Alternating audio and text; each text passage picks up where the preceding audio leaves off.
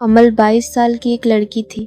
दिखने में उसकी ज़िंदगी बिल्कुल ठीक थी, अच्छा घर, अच्छी नौकरी और केयरिंग परिवार। लेकिन अंदर ही अंदर अमल एक ऐसी चीज़ से जूझ रही थी जिसे वो किसी से कह भी नहीं पाती थी, मोबाइल फ़ोन की लत। सुबह उठते ही उसका हाथ सबसे पहले मोबाइल की तरफ बढ़ता। अल्हम्दुलिल्लाह कहने से पहले, फज्र की नमाज से पहले, यहाँ तक कि दुआ करने से पहले भी उसकी उंगलियां स्क्रीन पर चल रही होती। व्हाट्सएप, इंस्टाग्राम, यूट्यूब शॉर्ट्स, बस यही उसका दिन और रात बन गए थे।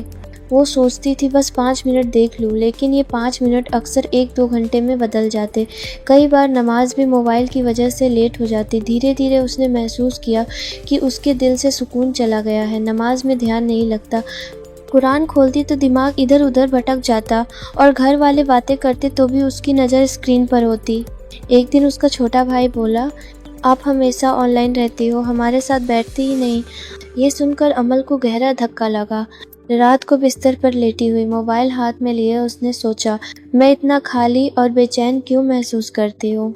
अगले दिन मोबाइल स्क्रॉल करते करते उसकी नज़र एक हदीस पर पड़ी।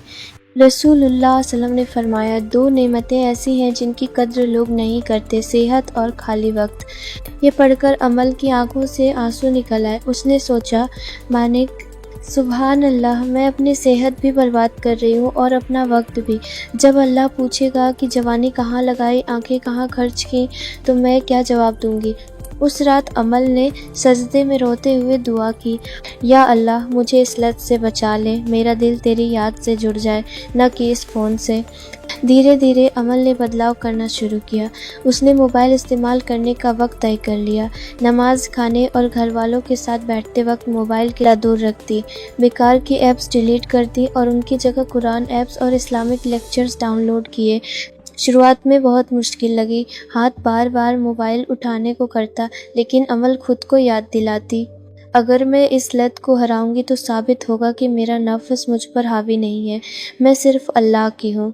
कुछ हफ्तों बाद अमल को वो सुकून महसूस हुआ जो बहुत दिनों से गायब था। उसकी नमाज में ध्यान आने लगा, कुरान पढ़ते हुए आंसू निकलने लगे और घर वाले भी खुश थे कि अमल अब उनके साथ वक्त बिताती है।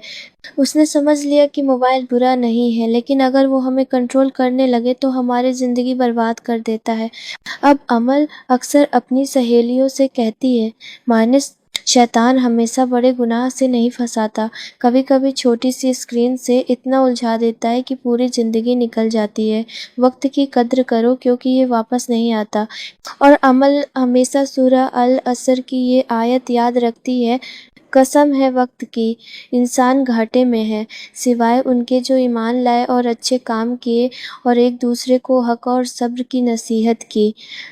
So friends, remember this, mobile हमारा नौकर है, मालिक नहीं।